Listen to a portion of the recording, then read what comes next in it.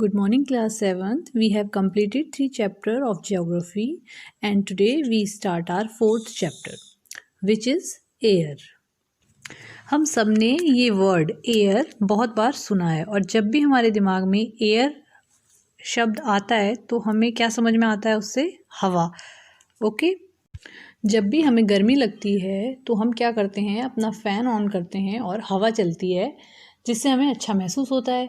उसी तरीके से हम जिस प्लैनेट में रहते हैं अर्थ, उसके चारों ओर एक बहुत ह्यूज एयर का ब्लैंकेट है जो कि जिसको हम क्या कहते हैं, एटमॉस्फेयर. या दूसरे शब्दों में मैं ये कहूँ कि जो हमारी अर्थ है, जो हमारी धरती है, ये चारों ओर से हवा से घिरी हुई है जिसके कारण हमारे इस प्लैनेट, हमारे अर्थ में लाइफ पॉसिबल है. और इन्हीं हवाओं के घेरे को हम बोलते हैं एटमॉस्फेयर या वायुमंडल. ये एटमॉस्फेयर हमें प्रोवाइड कराता है वो एयर जिससे हम ब्रीथ करते हैं और हमें प्रोटेक्ट करता है हार्मफुल इफ़ेक्ट से सन की रेजेस की. ओके. यानी कि सन से जो हार्मफुल रेज निकलती हैं, ये हमारी एटमॉस्फेयर हमें उन रेजेस से भी प्रोटेक्ट करती है. और ये एटमॉस्फेयर हमारे अर्थ में ऐसा टेम्परेचर क्रिएट कर देती है जिससे कि लाइफ पॉसिबल होती है.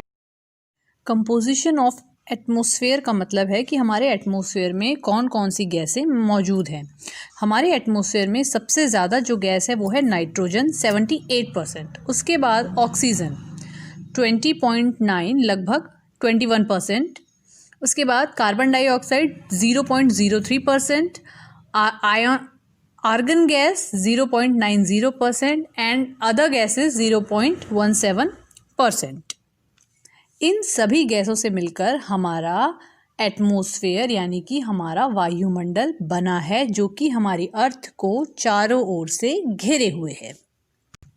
अब बात करते हैं एयर सर्कुलेशन की कि एयर सर्कुलेट कैसे करती है.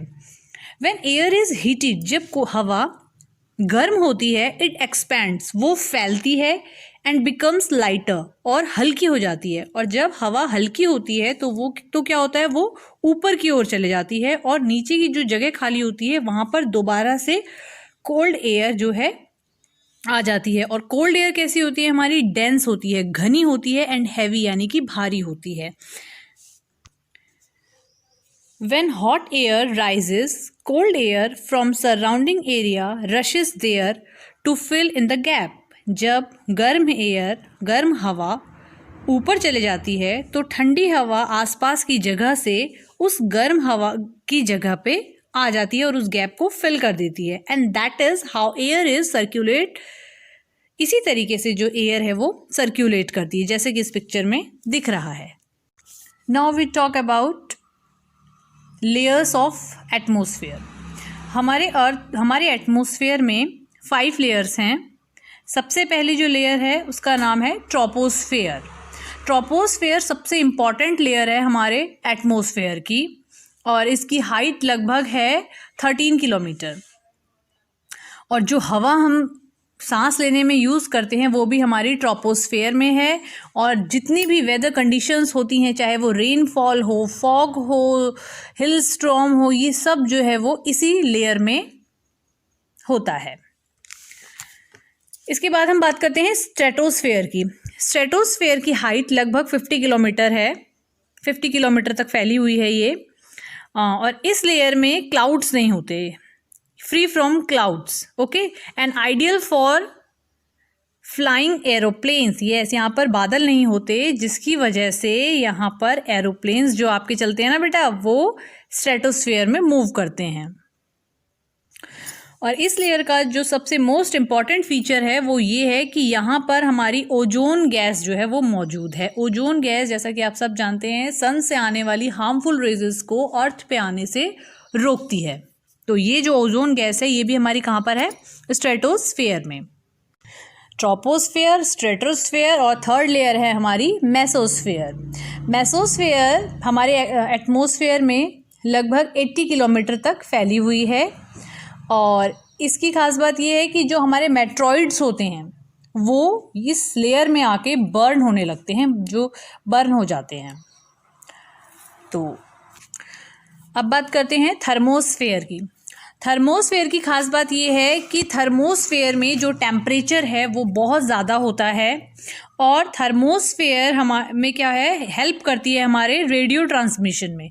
रेडियो ट्रांसमिशन का मतलब होता है कि जब हवा, हमारी जो बात है, हम जो बोलते हैं वो लाइट की स्पीड में हवा में जाती है बात, और ये क्या करता है, उसकी रेज़ को रिफ्लेक्ट करता है हवा में, यूनिवर्स में फैलने नहीं देता, वहाँ पर जाके ये हवा वापस जो है अर्थ पे आती है, जो कि हमारा हेल्पफुल होता है। टेलीविज़न में जो आप टीवी सीरियल्स देखते हैं, और क्या कहते हैं, जो रेडियो है, टेलीफोन है, ये सब चीज़ें हमारी रेडियो ट्रांसमिशन पे से रिलेटेड हैं, जो कि थर्मोस्फेयर की वजह से ही पॉसिबल है। अब और सबसे लास्ट में हम बात करते हैं एक्सोस्फेयर की, जो हमारी 5th लेयर है एटमॉस्फेयर की। ये लेयर जो है ये बहुत ज़्यादा यहाँ पर जो एयर होती है वो बहुत ज़्यादा क्या होती है, थिन होती है। क्यों? क्योंकि यहाँ पे जो गैसेस मौजूद होती हैं वो बहुत ही लाइट होती हैं, जैसे कि हीलियम एंड हाइड्रोजन। ये बहुत हल्की गैसें होती हैं और ये इस लेयर में फ्लोट करती हैं। Okay class, thanks for today.